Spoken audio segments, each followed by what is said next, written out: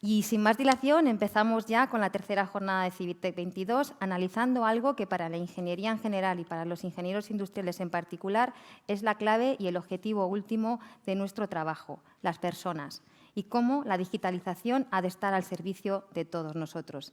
Para ello, contamos hoy con diferentes perspectivas que enriquecen especialmente esta mesa redonda.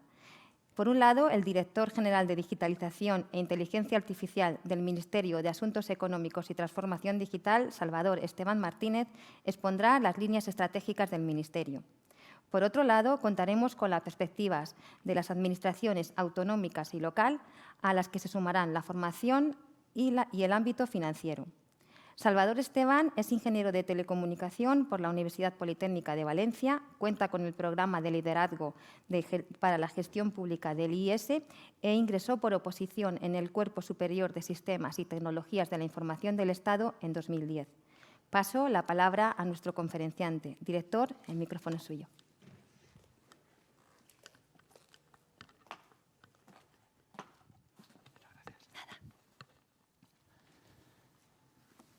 Buenas tardes. Muchas gracias, en primer lugar, a la organización por la oportunidad de participar en este evento.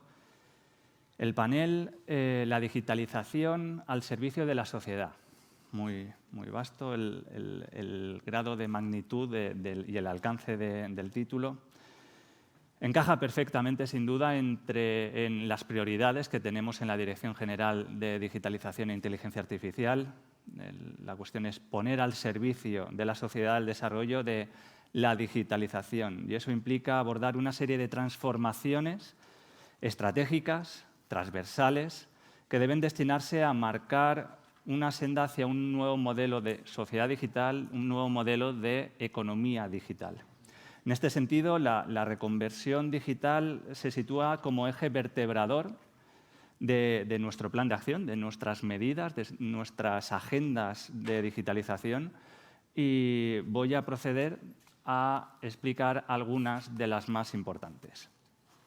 Antes, si me permiten, y aunque es Vox Populi, el plan de transformación, el plan de recuperación, transformación y resiliencia, en una primera fase, consta de 70.000 millones.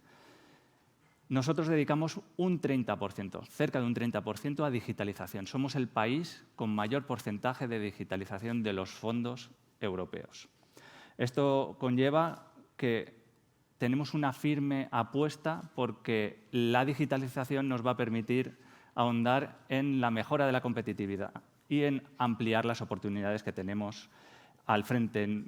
Y somos conscientes de que nos puede ayudar a crear un mundo más competitivo en este sentido durante la próxima década.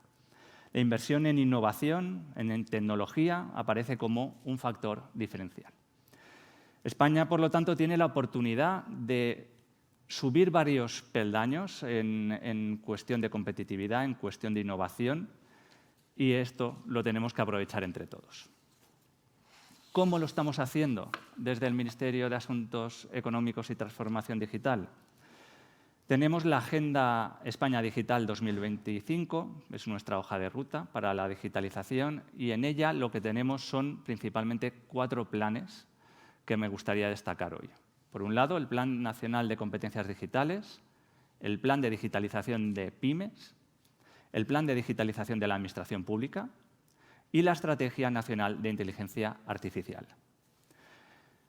Tienen por objetivo colocar a la persona en el centro de este proceso ambicioso de transformación, y tiene un propósito inclusivo, en clave humanista, siguiendo, como no, la línea europea en la digitalización.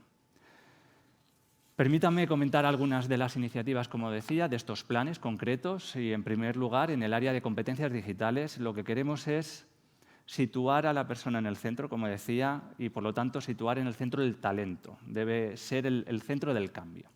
Por ello es clave impulsar las competencias digitales, que se han convertido en herramientas básicas para este desarrollo de la digitalización, esa rápida transformación tecnológica que queremos realizar en la economía y que estamos viviendo ya hoy en día.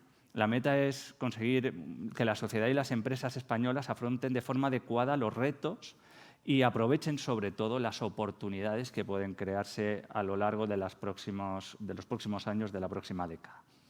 Las iniciativas, que muchas de ellas ya están en marcha, se engloban principalmente en este plan de competencias digitales, que tiene un presupuesto de más de 3.700 millones de euros. Y yo me voy a centrar en 3 líneas principales, 3 ejes. El primero va destinado a fomentar las competencias digitales básicas. ¿Esto qué significa? Va destinado a fomentar las competencias digitales de la ciudadanía. Tenemos que garantizar la inclusión digital y con ese propósito de no dejar a nadie atrás, lo que tenemos que conseguir es embarcar a la ciudadanía en el proceso de digitalización. Y para realizarlo, lo que tenemos que hacer es que conozcan en qué consisten los procesos de digitalización y que conozcan las oportunidades que derivan de esa digitalización.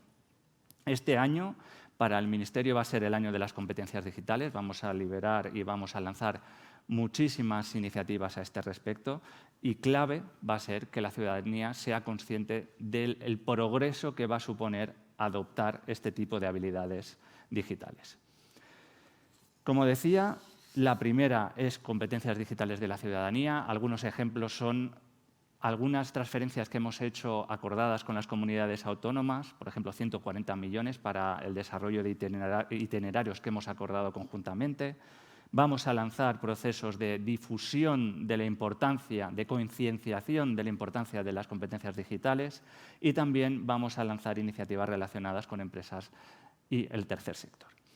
Por otro lado, además de las competencias digitales vistas a vista de pájaro, como una cuestión, como un must, como algo transversal, tenemos que potenciar y impulsar las competencias digitales en el empleo, orientadas a la empleabilidad.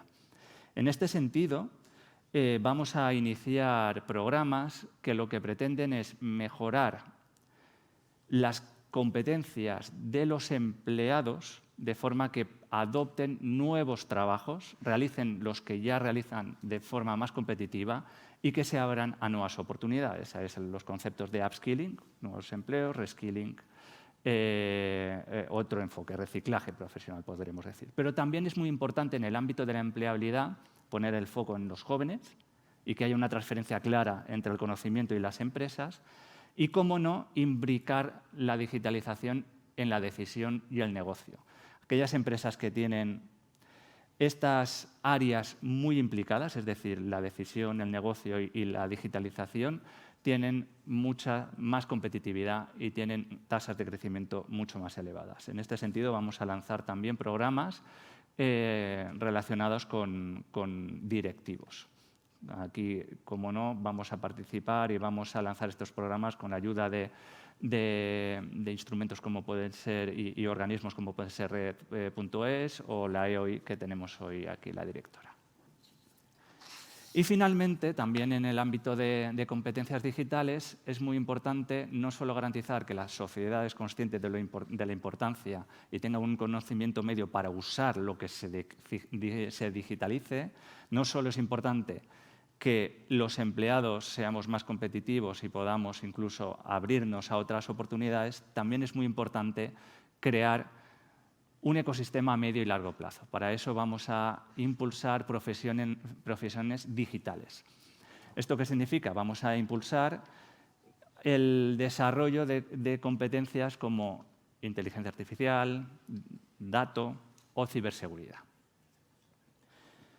Como decía, había 4 planes. Otro de los planes está destinado a la digitalización del sector privado. El sector privado tiene, de la forma que en lo que estamos abordando, es en una doble vía. Por un lado, el emprendimiento y, por otro, la propia digitalización del sector privado y las empresas.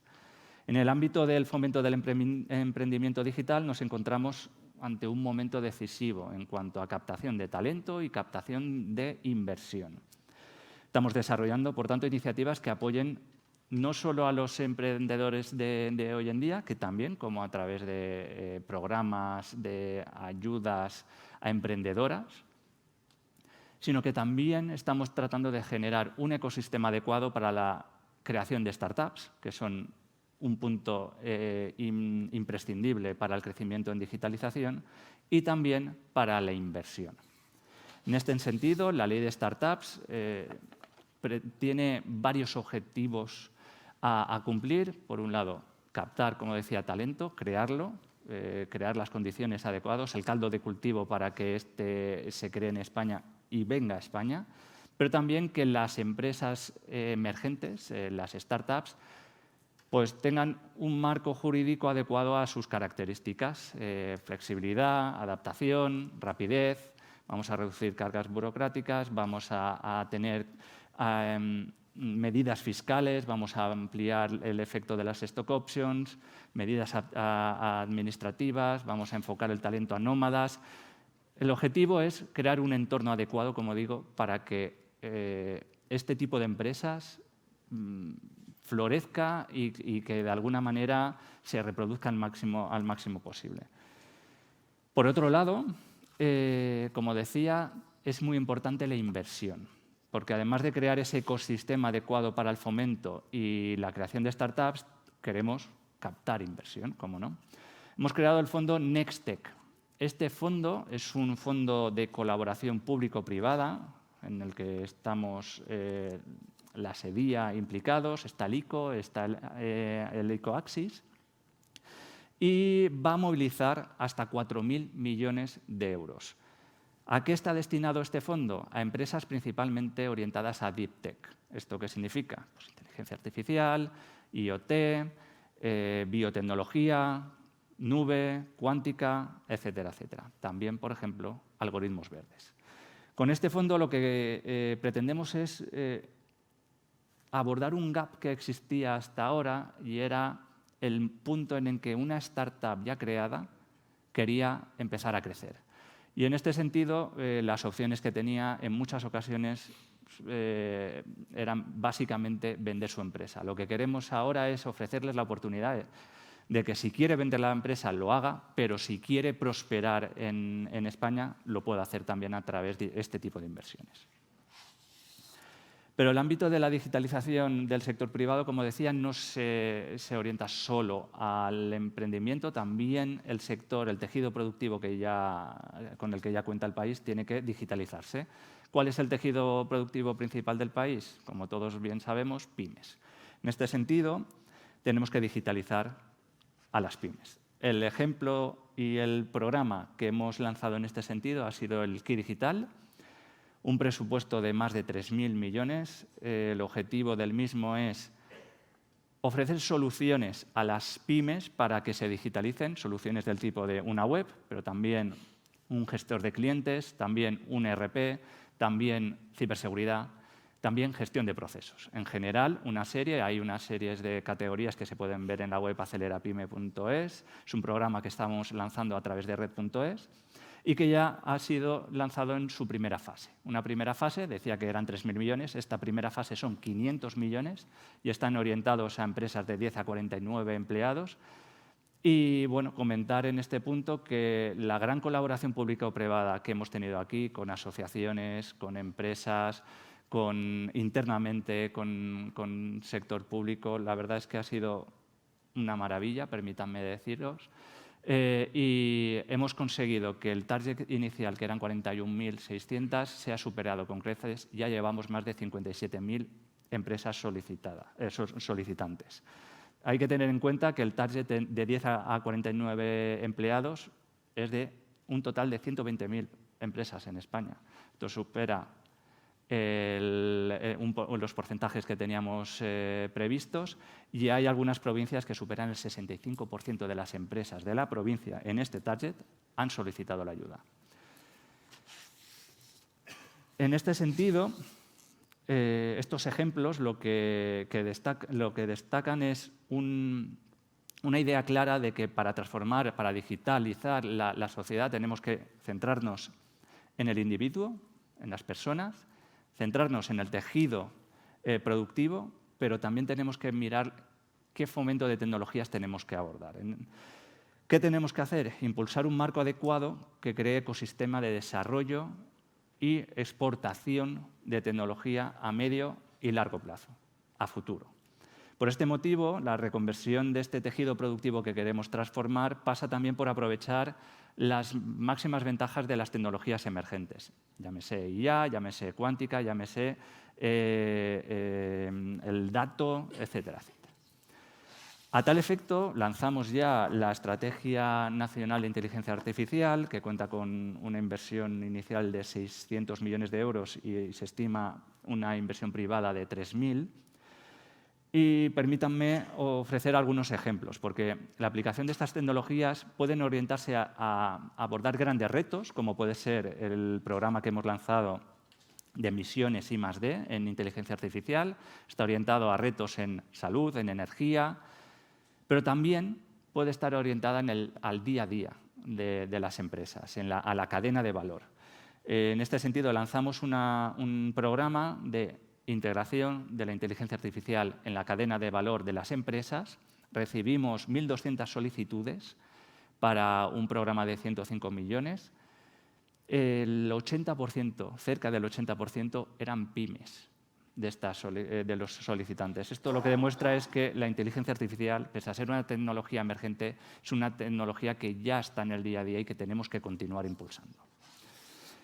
Por eso es importante también conocer que este tipo de soluciones lo que nos permiten es no solo ser más competitivo. Por ejemplo, hay estudios que indican que puede subir la competitividad, la productividad, la eficiencia del 15 al 40% en una pyme. También nos ofrece nuevas oportunidades y eso lo tenemos que aprovechar.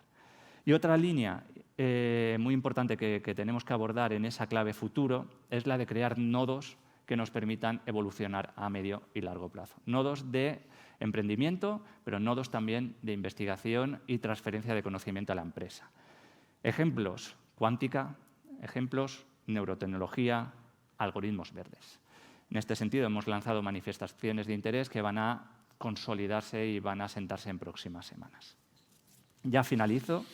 Solo destacar que el objetivo que también compartimos con los organizadores y con todos los expertos de las jornadas es fortalecer esa transformación digital que nos va a permitir tener un marco adecuado para afrontar los retos de futuro. La digitalización, en definitiva, al propio servicio de la sociedad, para hacerla más resiliente, más justa y sobre todo, como digo, más competitiva. El reto es formidable y lo que tengo muy claro también es que en todos los proyectos que estamos abordando, en los que la colaboración público-privada ha sido de verdad una realidad, han sido un éxito. Y creo que ahí está la clave, en compartir los mismos objetivos, porque esto es una cuestión de Estado. Esto es un must que tenemos que afrontar y es una cuestión que nos permitirá, si lo hacemos bien, estar en una posición ventajosa de cara a futuro. Sin más, muchísimas gracias y buenas tardes.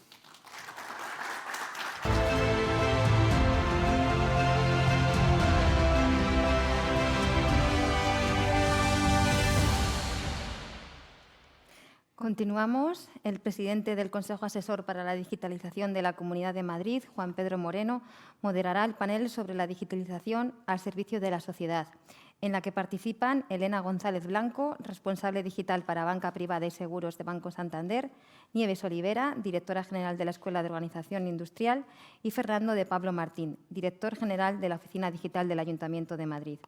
Juan Pedro Moreno cuenta con más de 30 años de experiencia en el sector de la consultoría, donde ha desempeñado desde 2015 y hasta el pasado abril de 2020 el cargo de presidente de Accenture para España, Portugal e Israel. En la actualidad, además de ser el presidente del Consejo Asesor para la Digitalización, es vicepresidente del Consejo Social de la Universidad Rey Juan Carlos y de la Universidad Autónoma de Madrid. Presidente, tienes la palabra. Muchísimas gracias. Muchas gracias y buenas tardes a todos. La verdad que quiero empezar dándole las gracias a la organización por haber titulado esta ponencia Digitalización al servicio de la sociedad, porque es verdad que en los últimos tiempos no hay compañía ni organismo público que en su discurso estratégico no incorpore las palabras digitalización y sostenibilidad sin que muchas veces se sepa si eso es un medio o es un fin, ¿no? Yo creo que en muchas ocasiones con tanta intensidad nos hemos volcado en la digitalización que se ha terminado pensando que es un fin en sí mismo el digitalizarse. Nosotros no lo pensamos así y este panel de hoy precisamente intenta poner en valor el que la digitalización no es ni más ni menos que un proceso, un medio para conseguir una transformación de la sociedad necesaria, obligatoria, diría yo, en los tiempos que corren, en especial en países como España, ¿no? Digitalización que tiene que perseguir como objetivo en todos los estamentos de la sociedad un cambio, ¿no? Empezando por los ciudadanos y por los consumidores o los pacientes. La digitalización tiene que ser capaz de ofrecernos productos y servicios más innovadores, más flexibles, más baratos, que nos permitan acceder de manera mucho más personalizada a las empresas, mantener y ganar competitividad en el mercado global en el que participamos. A las administraciones públicas, ser capaces de proveer de servicios más eficientes y mucho más cercanos a los ciudadanos. Y, por último, a los propios trabajadores, ¿no? Dotarnos de herramientas y de capacidades que nos hagan ser ese trabajador aumentado, que es capaz de hacer mucho más de lo que haría por sí mismo gracias a la utilización de la tecnología, fundamentalmente de los datos y de la inteligencia artificial. Y para ello tenemos hoy un panel que precisamente, no sé si de forma casual o premeditada, representa estos tres pilares de la sociedad. Por una parte tenemos a Elena González, como ya se le ha presentado, ejecutiva de Banco Santander.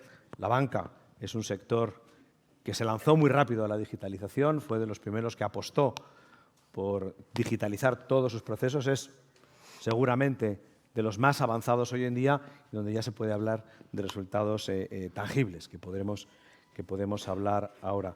Nuria Olivera, que representa en este caso al mundo de la formación, ¿no? Su experiencia, no solo al frente de la EOI, sino su trayectoria en la universidad, en diferentes universidades, en diferentes posiciones, la hace tener una visión bastante privilegiada sobre cómo la digitalización puede impactar a ese profesional que necesita reciclarse y formarse, o a ese estudiante que necesita unas capacidades diferentes para trabajar también de una forma diferente. Y por último, Fernando de Pablo, que hoy viene en calidad de director general de la Oficina Digital del Ayuntamiento de Madrid, pero que tiene una experiencia también abultadísima en las administraciones públicas, las conoce todas ellas muy bien, desde aquellas que podríamos decir que están más digitalizadas, como la agencia tributaria, hasta seguramente aquellas que menos lo están y están en proceso. Por lo tanto, muchas gracias, bienvenidos y un panel de lujo para hablar de ese tema. Y empiezo, si te parece, Elena, contigo. Yo creo que la banca ha ido siempre muy por delante, porque empezó también primero la digitalización. Yo creo que ya hay muchas cosas tangibles en la banca que los consumidores, los usuarios podemos observar, y queda mucho por venir también de la mano de la inteligencia artificial y los datos, algo de lo que tú también eres experta. ¿Qué puedes decir desde el Banco Santander y de tu experiencia en digitalización? ¿Qué ha cambiado para un usuario, para un consumidor de sistemas financieros, gracias a toda esta tecnología que habéis incorporado los bancos? ¿Qué tenemos hoy que es diferente y que se puede hacer que realmente nos haga sentir que la sociedad está viéndose beneficiada de la digitalización de la banca? Pues muchísimas gracias. La verdad es que es una excelente oportunidad hablar de esto aquí, porque la tecnología ha impactado en todas las áreas. Es decir, tecnologías como la inteligencia artificial, los datos de los que ya llevamos hablando unos cuantos años, han venido para quedarse, pero todavía estamos viendo la punta del iceberg. Efectivamente, en los últimos 10 años se han experimentado unos cambios enormes, pero en los últimos 5 son estos momentos en que la inteligencia artificial, la tecnología de verdad de uso del dato, se han podido poner en práctica gracias a todas las capacidades, tanto de gestión de información, de capacidad de software, de hardware. Y gracias a todo esto, pues sectores como el nuestro efectivamente han dado el gran salto. Han dado el salto a la nube, han dado el salto al uso de este dato para mejorar todos los servicios que se dan al cliente. Y el gran modelo ha sido el gran cambio en el modelo de negocio. Antes se hacía todo pues, utilizando una serie de parámetros, una serie de criterios que eran fijos. Pero la cantidad de información y la gestión de esta información de forma adecuada y del uso del dato nos permiten personalizar muchísimo más la oferta para que el cliente tenga de verdad lo que necesite y no tenga algo genérico, y además podamos darle mejor servicio. Y gracias a todo esto, pues mejoramos todas nuestras plataformas, los productos también se van adecuando y transformando. Soy también responsable del área de seguros. El área de seguros, aunque normalmente se habla de ella asociada a la banca, pues es un sector que se ha digitalizado un poco más por detrás, pero que tiene un potencial enorme y que está cambiando muchísimo.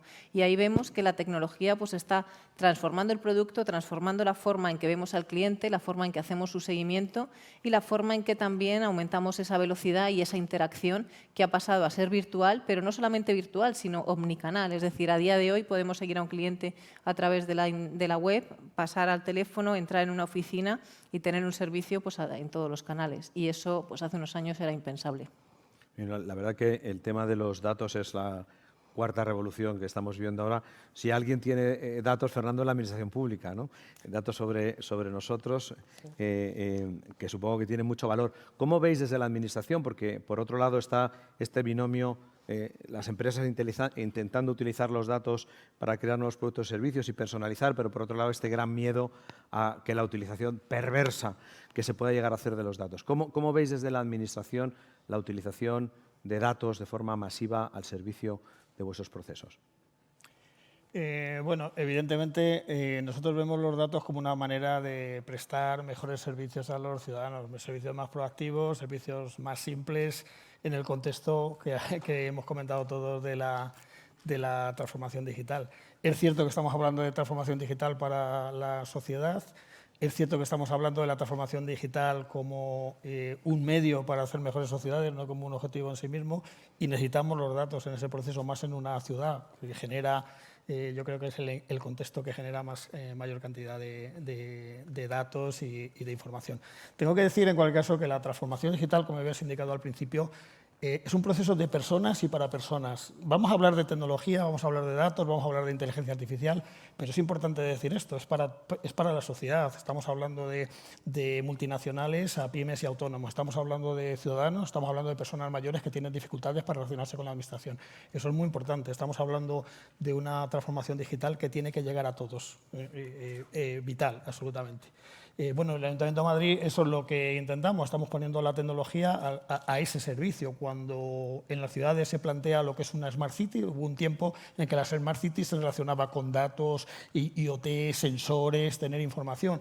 Yo siempre digo que una Smart City, para empezar, no está relacionado exactamente con la tecnología. Una ciudad inteligente la hacen inteligente las personas que la dirigen, ¿no? Me parece un tema fundamental. Y una ciudad inteligente es una ciudad con un ayuntamiento eficiente, una ciudad atractiva, una ciudad competitiva, y para eso necesitamos la transformación digital, desde luego muy ayudado de la tecnología y los datos. Mirad, os voy a poner un ejemplo en Madrid muy rápidamente de lo que puede ser un ayuntamiento eficiente, incluso antes de la pandemia y después de la pandemia, algo que nos ha digamos, impactado a todos, para explicar con ejemplos. El Ayuntamiento de Madrid, este mes de abril, que he sacado los datos, ha transmitido entre sus centros un 90% menos de papel, hablando de la sostenibilidad, de lo que se transmitía en un año pre-COVID. Pero claro, ese es el resultado de una transformación global con las personas, porque hablaremos ahora con las personas, el resultado del trabajo de las personas, el resultado de que en Madrid se declara más por Internet, se ha digitalizado más, que la firma electrónica es interna, que no se transmite papel, que la notificación es electrónica, y como resultado de todo eso hay procesos mejores que sirvan a las personas, personas que trabajan mejor y además un ambiente, digamos, una sociedad digamos, más verde, más inclusiva. Y ese es el objetivo. La digitalización, que a veces se plantea como un problema para los mayores cuando hablamos de las sociedades, es que hay mayores que, pienso, honestamente, todos somos mayores o vamos a ser mayores, que tienen capacidad para relacionarse electrónicamente. Pero el que no tiene, y son muchos, la digitalización y la automatización permite liberar recursos a la administración para dar un mejor servicio a aquellas personas que necesariamente se van a seguir relacionando con nosotros presencialmente. Y desde luego yo creo que en ese contexto de prestar mejores servicios, los datos, desde luego utilizados de una forma eficiente, ética, yo honestamente no creo que se dude que la administración pública utiliza los datos de una manera eficiente y ética, van a ser esenciales en este proceso de prestar mejores servicios y de contribuir a una mejor sociedad. Sí, decías, Fernando, que parte del ejercicio de digitalización también permite liberar personas para ocuparse de otras cosas. Nieves, en ese tema yo creo que también hay una cierta polémica siempre, ¿no?, de si la robotización, la utilización de la inteligencia artificial, de los procesos digitalizados y demás, va contra el empleo o va a favor del empleo. Yo soy de los que piensa que va muy a favor del empleo si se hacen cosas como realmente este upskilling y reskilling del que se nos hablaba antes. Desde tu perspectiva más académica, ¿dónde estamos en todos los temas de formación y recapacitación de trabajadores y futuros trabajadores en esto? Pues la verdad es que tenemos muchísimo trabajo que hacer. Yo también estoy de acuerdo en que la robotización es una oportunidad más que una amenaza. Lógicamente, bueno, pues todos los temas digitales, la tecnología, las herramientas, bueno, habrá algunas profesiones que ya no se hagan de la misma manera, algunas que desaparecen, pero seguramente surgirán otras. Y todas ellas, incluidas, porque el manejo de las máquinas al final lo tienen que hacer las personas, con lo cual nos tenemos que centrar en la persona. Yo creo que lo hemos dicho ya todos los miembros de esta mesa. Salvador Esteban lo dijo al principio, nos tenemos que centrar en bueno, pues en impulsar los conocimientos y las competencias, sobre todo las competencias digitales de las personas, no solo de las personas, de la sociedad en general y profesionales de las empresas, los famosos upskilling y reskilling, que además es que no va a parar nunca. O sea, yo creo que esto es una inercia que va a seguir a velocidad de vértigo. Quizá la pandemia nos ha puesto encima de la mesa una necesidad que ya teníamos realmente, pero que bueno, pues nos lo ha puesto mucho más en bandeja, o hemos pasado de 0 a 100 en mucho menos tiempo, y tenemos que ser conscientes de que la digitalización no va a parar y va a seguir evolucionando, con lo cual, para mí, una de las cosas fundamentales es que tenemos que cambiar el chip y formarnos de forma permanente a lo largo de toda nuestra carrera profesional. No quiere decir que tengamos que volver a la universidad o hacernos un máster, pero sí que vamos a tener que hacer programas de especialización, de upskilling, de reskilling, de refresco, ¿no? Es que me hace gracia lo de upskilling y reskilling porque de repente surgen vocablos, ¿no?, en otro idioma y bueno, parece que vienen cosas nuevas, pero realmente ya lo hacíamos, ¿no? Y esto viene desde hace, ya lo dijo incluso Aristóteles, o sea que fíjate, sí, somos conscientes, pero nos lo vienen a recordar y es bueno que nos lo recuerden, igual que la pandemia, pues bueno, ha puesto encima de la mesa esa necesidad de coger un poquito de velocidad, ¿no?, en la digitalización, con lo cual las escuelas de negocio, nosotros, una fundación pública, además tenemos una gran responsabilidad de adaptarnos, de poner en el mercado productos y programas de formación, de acompañamiento a lo largo de toda la carrera profesional que vayan en los ámbitos que van requiriendo las empresas, lo cual también requiere que haya una colaboración público-privada muy importante, público-público también, porque yo creo que hay muchas sinergias entre las cosas que hacemos unos ministerios y otros, pero sobre todo escuchar a las empresas para saber un poco dónde van a estar los perfiles, las necesidades, qué es lo que tenemos que hacer nosotros para que en el medio y largo plazo existan esos profesionales formados. Pero tú piensas, perdón, me parece un tema súper interesante, esto va también de que tengamos oferta, digamos, suficiente y también concienciación suficiente en las empresas y en los trabajadores de que esto es necesario. Sí. ¿Tú crees que tenemos esa oferta hoy preparada para este reskilling o esta formación permanente? Bueno, van surgiendo, desde luego. Yo creo que ahí se pone de manifiesto que hay muchísimas empresas que ya necesitan profesionales que no encuentran en el mercado. O sea, faltan esos profesionales, o esas competencias digitales más bien. O sea, yo creo que el profesional ahora mismo, aparte del conocimiento técnico, necesita esas competencias digitales ajustadas a las necesidades de la empresa, y esas soft skills que se convierten en hard, en mi opinión, que son esa capacidad de adaptarse, ¿no?, a los cambios de forma continuada. Yo creo que todavía nos queda trabajo por hacer, desde luego. Nieves decía antes Elena, perdona, decía antes que también eres buena conocedora de la inteligencia artificial, ¿no? Hemos llegado al mundo de la voz, ¿no? Primero nos relacionamos con los ordenadores con un teclado, luego con una pantalla, ahora con la voz, apoyados en el lenguaje natural e inteligencia artificial.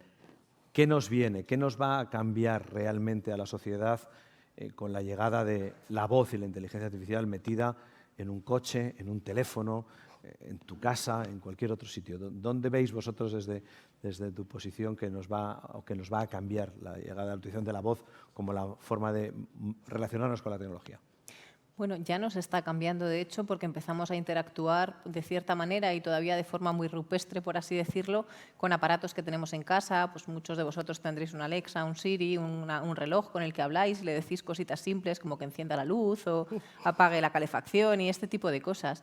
Y la verdad es que aunque tendemos a pensar, como en la película de Odisea en el espacio, que hay un HAL que nos va a desconectar todo y vamos a acabar todos fatal, la realidad es que las cosas están cambiando mucho, pero para tranquilidad de todos los que estamos aquí, todavía no estamos ahí en esa capacidad tan grande de las máquinas para poder hablar. Es decir, se están haciendo avances grandísimos, pero como decía antes, hace 5 años la inteligencia artificial empezó de verdad a funcionar con resultados exitosos. A día de hoy tenemos muy buenos resultados en procesamiento de imagen, hemos visto que reconocimiento facial, que todo el tema de cuadros está funcionando muy bien, pero el tema de las tecnologías del lenguaje supone aún un reto que además varía muchísimo si hablamos inglés o chino y hablamos otras lenguas, porque al final todas estas tecnologías se sustentan en datos y estos datos necesitan entrenar a estas máquinas. Entonces, estas máquinas hablan como los niños pequeños, pero son capaces de pronunciar casi 2 frases y a la tercera se cortan y aún te queda mucho por hacer en este sentido. Lo que no quiere decir que efectivamente tengan un potencial enorme. Ahora se habla ya de interfaces líquidas. Vamos a pasar del ordenador con teclado a la pantalla. Ya vemos que nuestros hijos intentan directamente tocarlo todo, pero las nuevas generaciones, no sé si os habréis fijado, pero ya hablan con el teléfono directamente y cada vez más esta tendencia es mayor. La inteligencia artificial está trabajando muchísimo en estas tecnologías que precisamente no se notan, pero van mucho más humanizadas a tratar de mimetizarse con el ser humano. Entonces, en este sentido, se nos abren unas ventanas enormes a raíz de lo que antes comentabais de temas de accesibilidad, por ejemplo, que es una parte esencial de temas también de ESG, de la que se suele hablar poco, pero que es sumamente importante, y es cómo todo tipo de usuarios acceden a las interfaces digitales a través de distintos canales, y un canal importantísimo es esta voz. Entonces, las mejoras de la tecnología alineadas a la aplicación de esto pues va a dar lugar a que personas mayores, por ejemplo, que están solas en su casa o que necesitan cierta atención, puedan acceder a esa interfaz digital sin necesidad de tener un ordenador, sin tener un acceso, y lo puedan hacer mediante la voz, que al final es la herramienta de comunicación humana. Entonces, esto nos da una perspectiva de los cambios tecnológicos y el acercamiento de nuevo a esa humanización de la sociedad, que tienen una cantidad de aplicaciones en todas las áreas en las cuales las empresas nos tenemos que adaptar y tenemos que subirnos a esta nueva ola de cambios en las que antes hemos desarrollado aplicaciones móviles y cuando estamos terminando de desarrollar las aplicaciones móviles, pues tenemos ya toda la parte de chatbots y todas las interfaces de comunicación en estos canales que están llegando ya y que están ahora empezando a alcanzar grados de maduración bastante interesantes. Esto tiene mucho que ver con algo que decías antes, Nieves, de los soft skills, ¿no? Es decir, ahora cuando hablamos de la inteligencia artificial y necesitamos que un ordenador nos entienda al hablar o nos conteste con coherencia, es porque por detrás alguien lo ha programado con conocimientos a lo mejor no técnicos, sino más sociales. Yo recuerdo en mis últimos tiempos al frente de Accenture que contratábamos por primera vez, después de muchísimos años, empezamos a contratar antropólogos, ¿no? Y sociólogos, ¿no? ¿Cómo ves tú los soft skills? Y una cosa, perdona, a raíz de esto que comentas, que me parece muy relevante además por el tema de iberoamericano que tenemos aquí, y es que, por ejemplo, el tema de las variedades de español es súper interesante en este sentido, porque no es lo mismo enseñar a hablar a una máquina en español de España con datos de los que tenemos en nuestros clientes aquí, que irnos a México o a Brasil e intentar que la máquina entienda con los datos que los hemos entrenado. Y esto nos pasa a nosotros a diario en el banco y les pasará a muchos de los que están aquí en estos foros, porque al final tenemos una lengua que hablan muchos millones de hispanohablantes, pero tiene una serie de variedades que necesitamos transmitir a la tecnología. Y este punto es importantísimo también a la hora de hacer que funcione bien. Sí, sí. No, es verdad, yo creo que empatía, creatividad, capacidad para colaborar y dialogar, todos esos son valores cada vez más en alza en la formación también, ¿no? Efectivamente. Y yo creo que tiene mucho que ver con lo que acaba de decir Elena. Al final volvemos a las personas en el centro, ¿no? Porque, como decía antes, los robots nos van a quitar el trabajo, nos van a dar otros. Realmente lo estamos viendo y seguramente cada día surjan más y esas competencias van a tener que seguir avanzando. Y yo insisto con lo que decía antes, ya no solo competencias digitales, sino esas skills necesarias para, sobre todo, adaptarte a los cambios que van a ser imprescindibles, porque si no, es que no hay manera. O sea, el conocimiento técnico es una cosa, o sea, para el diseño y para la implementación de lo que son las herramientas como tal, pero luego las tienes que poner en marcha, enseñarlas al mercado, aplicarlas al negocio, y eso no para, es vertiginoso, como decía antes, y necesitas que las personas vayan, pues ahora tengo este proyecto, ahora tengo este, cambia la herramienta, cambia la forma de enfocar, salen nuevos modelos de negocio, con lo cual ahí necesitas esas competencias de resistencia y de flexibilidad que van a ser fundamentales.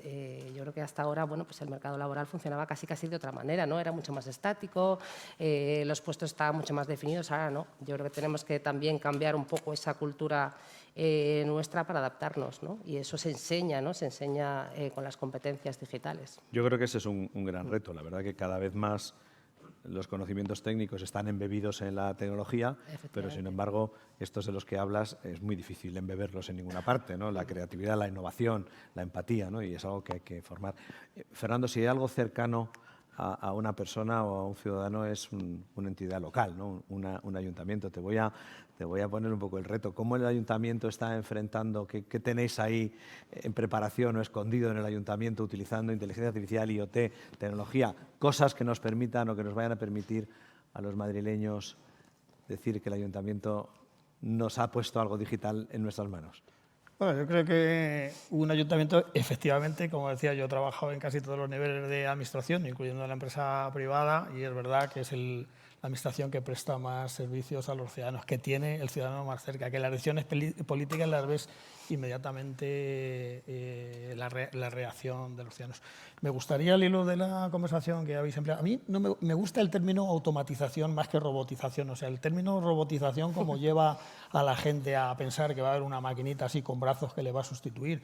Y realmente lo que va a cambiar el mundo en el futuro es la automatización, la hiperautomatización, si queremos, con la utilización de datos, de inteligencia artificial.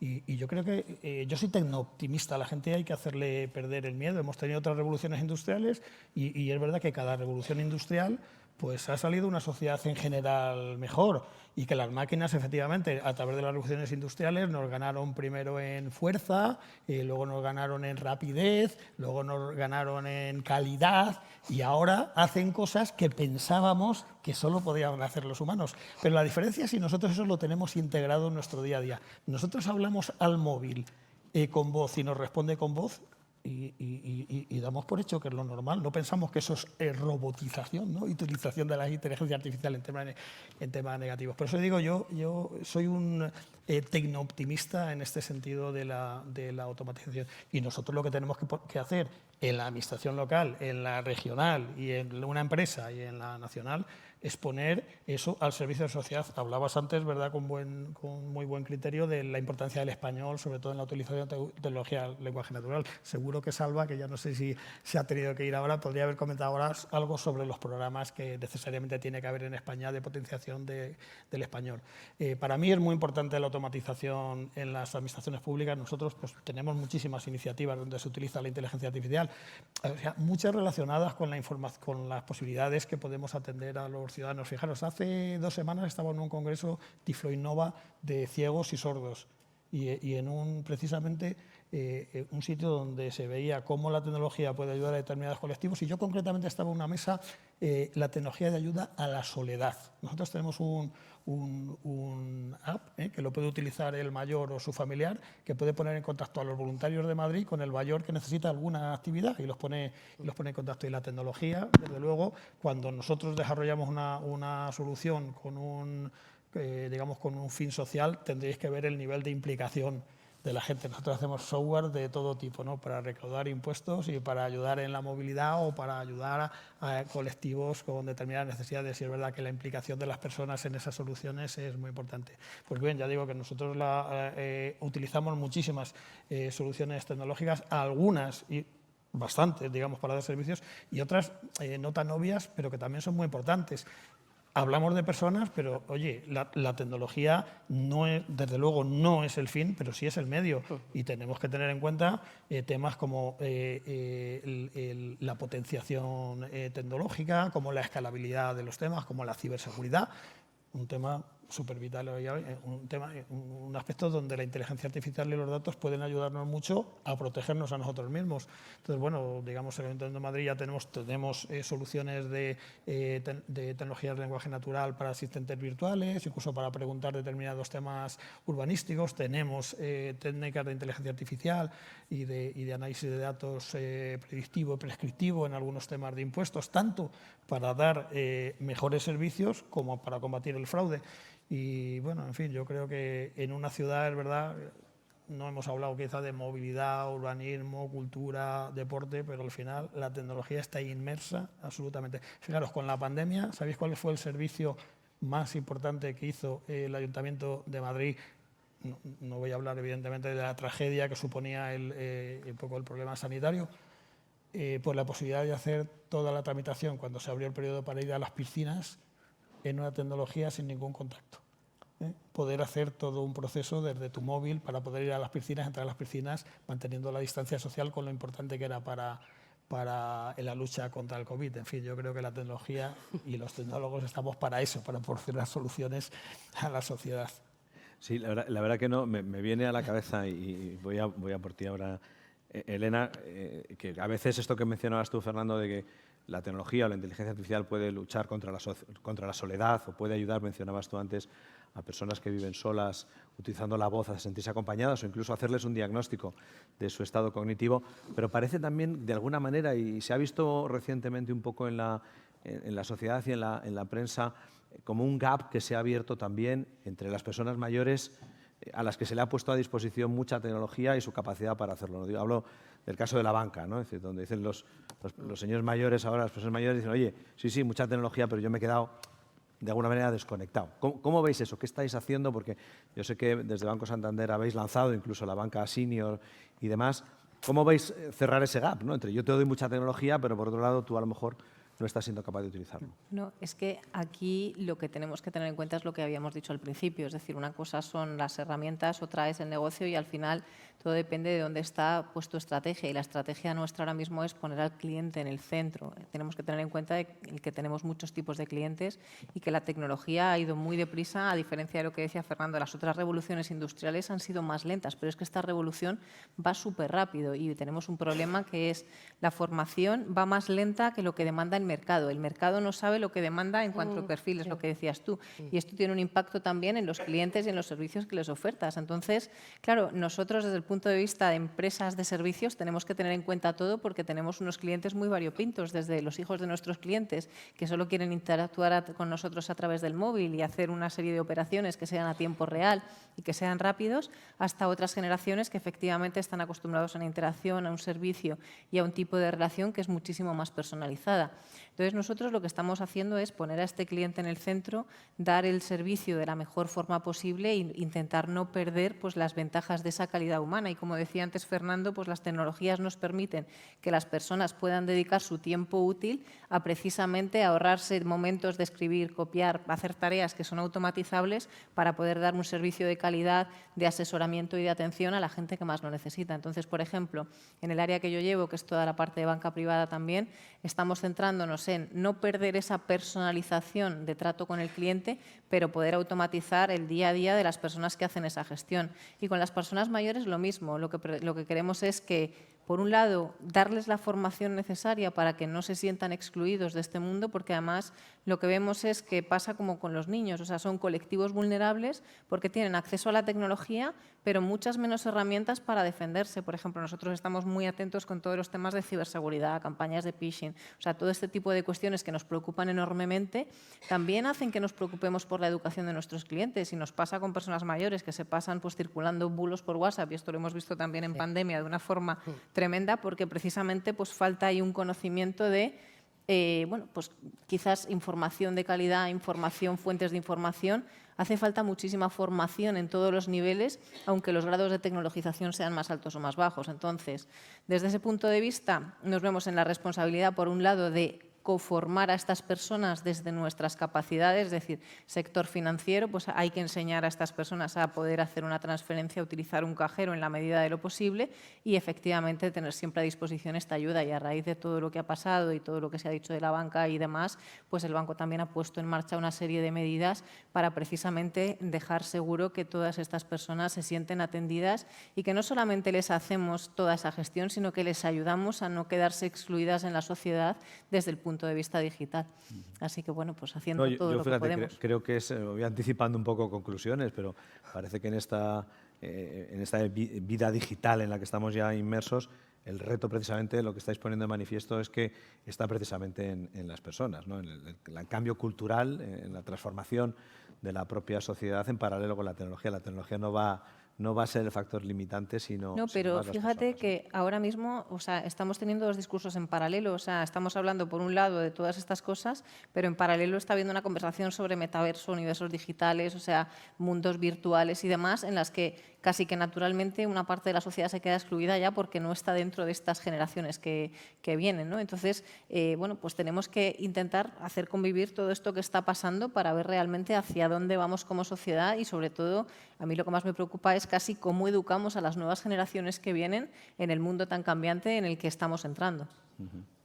Y en todo este tema, lo comentabais antes también, el español se está convirtiendo en un activo también de la digitalización, ¿no? Es decir, que existan videojuegos en español o inteligencia artificial en español o aplicaciones y productos y servicios en español en el mundo digital es un tema muy importante. Desde el punto de vista de las administraciones, Fernando, ¿en qué sentido también desde aquí estáis en contacto con nuestros colegas latinoamericanos utilizando este activo que es el español para compartir experiencias, conocimiento, aplicaciones, ideas o servicios?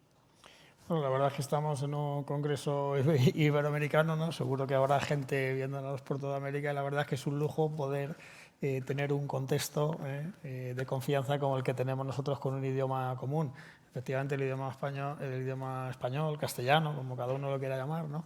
Es un activo importantísimo de nuestra comunidad, un activo también económico, y un activo donde tiene que estar presente en todo, digamos, en todo el sector tecnológico, por poner en valor un sector tecnológico que es verdad que está muy asociado al inglés y que nosotros no ponemos recursos en investigar ahí, pues está siempre asociado en general ahora mismo fundamentalmente al inglés. La realidad es que, digamos, la sociedad en general española, la sociedad iberoamericana, las regiones, los gobiernos, las ciudades, tenemos una relación absolutamente extraordinaria, directamente en múltiples organismos multilaterales. Por ejemplo, Madrid es en este año presidente de la Unión de Ciudades Capitales de Iberoamérica. La semana que viene tengo una reunión de colaboración. Colaboramos con muchísimos países, con muchísimos gobiernos en programas conjuntos.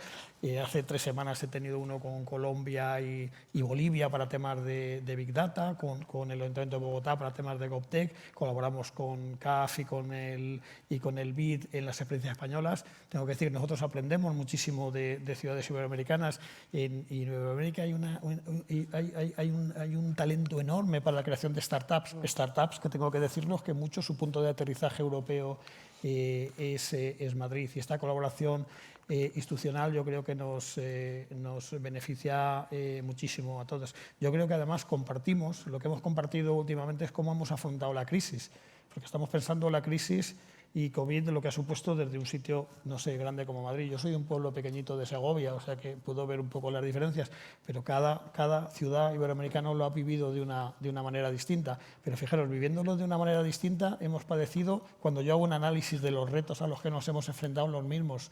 Problemas de brecha digital y brecha económica, de infraestructuras a dónde llegan, de si eres capaz y tienes capacidad económica para contratar las infraestructuras y las comunicaciones o para tener un PC o 3, porque ahora necesitas 3 portátiles y haces teletrabajo.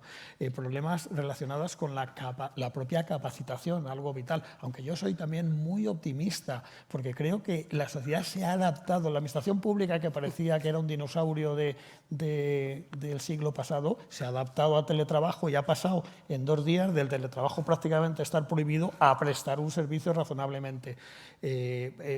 Por eso digo que yo soy con una edad media, por cierto, muy alta. Siempre hablamos de la edad media. La administración pública tiene una edad media por encima de 50 y se ha adaptado.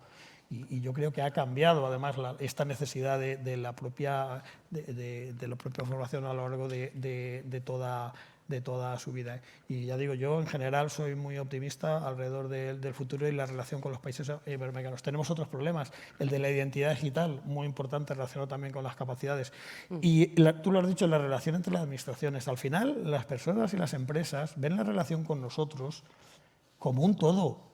No, entonces, es importantísimo que la Comunidad de Madrid, el Gobierno central, Madrid, con otras ciudades europeas, pues técnicamente tengamos esa capacidad de interoperabilidad para dar soluciones. Oye, en un contexto como el COVID, si tú puedes hacer una tramitación en una oficina administrativa cualquiera y que esa tramitación en una oficina administrativa esté interrelacionada con cualquier oficina administrativa, que tú puedas presentar una documentación en un ayuntamiento de La Gomera y que esa información vaya a Barcelona, directamente, es importantísimo. Por eso digo que yo creo en este tema también de la colaboración entre administraciones. Colaboración con Iberoamérica de altísimo nivel. Tengo que decir además, y lo digo abiertamente, que muchos de los modelos de los países de Iberoamérica intentamos copiarlo, y muchas de las cosas buenas que hay en España yo creo que se intenta copiar de otras ciudades y países iberoamericanos. Y es una oportunidad también para las empresas de intercambiar experiencias y soluciones y negocio entre nuestras dos colectividades.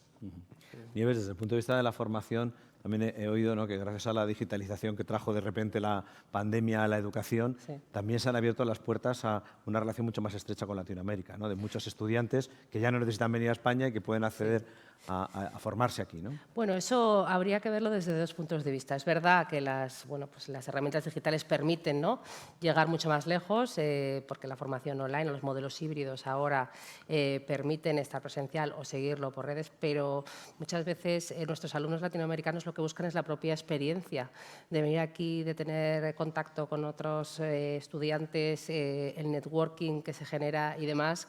Con lo cual hay esas dos vertientes ahí que hay que tener en cuenta. De hecho, nosotros, pues como todos, de un día para el otro estábamos totalmente en el entorno online, ya teníamos experiencia, con lo cual pues eso nos lo facilitó.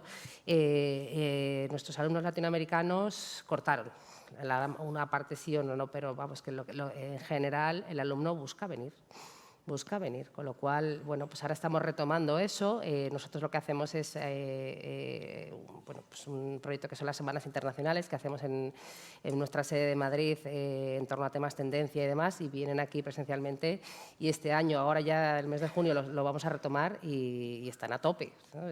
Va cambiando un poquito la cosa. Es verdad que también los programas online van a seguir y eso va a seguir así, pero ellos buscan venir y buscan el contacto. Eso nos pasa también aquí con los alumnos locales, que esa parte de networking, si no es presencial, no es lo mismo, y así se refleja en todas las encuestas y en todos los sitios a los que vayas. O sea, tiene esas dos vertientes, una positiva y otra menos, ¿no? Bueno, es una parte buena, Sí. Oír que no vamos a vivir dentro del metaverso, sino que vamos a jugar con él. Todavía nos gusta. Bueno, me dicen aquí que nos queda un minuto muy rápido, porque así lo hacemos telegráficamente. Me gustaría acabar con una ronda de, ¿qué pensáis que falta? ¿Qué hay por hacer si tuvierais que elegir una o dos cosas en los próximos 3 o 4 años en España? ¿Qué nos falta para avanzar a pasos de gigante en la digitalización? Después de escuchar al Ministerio, dinero no. Entonces, ¿qué es lo que nos falta? Pues mira, yo te diría una sola palabra y es colaboración. Es decir, yo que me he movido del mundo de la universidad al mundo de la empresa y en distintos sectores, creo que tenemos un talento estupendo, creo que tenemos científicos estupendos, pero creo que falta que haya mucha más transferencia de conocimiento entre lo público, lo científico, lo privado, y el construir juntos pues una tecnología, una colaboración y una transferencia de conocimiento entre todos los sectores. Creo que es lo fundamental para que con financiación y con las circunstancias adecuadas se cree un ecosistema que nos permita ponernos a la altura de la competitividad tecnológica, económica e industrial que tienen otros países que han sido referencia, sobre todo pues, en temas como inteligencia artificial o smart cities o estas cosas. Es decir, tenemos todos los ingredientes para poder ser una potencia competitiva en este área, y además creo que podemos hacerlo y que las circunstancias se están dando. Así que con colaboración lo conseguiremos. Muy bien. Colaboración. Nieves. Pues estoy muy de acuerdo con Elena, la verdad, y creo que falta un poquito de concienciación, sobre todo quizá bueno, pues, perder el miedo a gran parte de la sociedad y sobre todo si nos vamos a las empresas más a la pyme, que no podemos dejar a nadie atrás, que tenemos que ir todos hacia el mismo camino porque si no, no va a funcionar, ¿no? Y por supuesto la palanca de la formación como herramienta estratégica. Muy bien. Fernando. No tenía preparado el último minuto, pero me salen solo Cs de lo que habéis hablado. Confianza en nosotros, creérnoslo. Yo creo que en España es un gran país. Tenemos unos profesionales de primerísimo nivel, unas empresas de primerísimo nivel, y es importante. Y lo siguiente que son Cs, me voy a ir al procedimiento administrativo, que tú lo has mencionado. Colaboración, coordinación, cooperación. Cuando hablamos entre las administraciones públicas, eso es esencial. Para que el país avance, las administraciones tenemos que colaborar, cooperar y coordinarnos si queremos de verdad dar servicios a los ciudadanos. Y evidentemente con todos los sectores, con el sector académico, con la empresa privada, con el sector social, pero colaboración, coordinación es muy importante, yo creo, en España. Muy bien, pues ahí lo tienen, dando por sentado que el dinero y la tecnología lo tenemos, con estas Cs de la colaboración entre todos los elementos. La siguiente reunión que tengamos, el avance será muy notable. Muchísimas gracias.